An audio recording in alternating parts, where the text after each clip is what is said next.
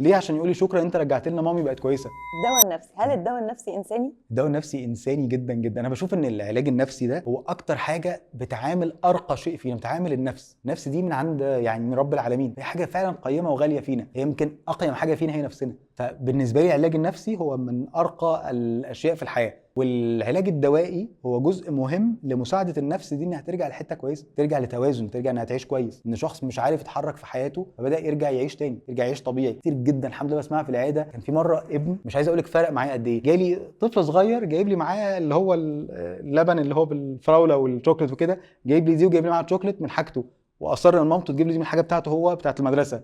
ليه؟ عشان يقول لي شكرا انت رجعت لنا مامي بقت كويسه، مامي بقت معانا كويسه وبتتعامل معانا كويس. يا هو نهار ابيض. هو بالتالي دي قمه الانسانيه وقمه الجمال، وده عشان دواء، عشان الدواء ساعدها والعلاج ساعدها انها تبقى احسن، فده جزء انساني جدا جدا.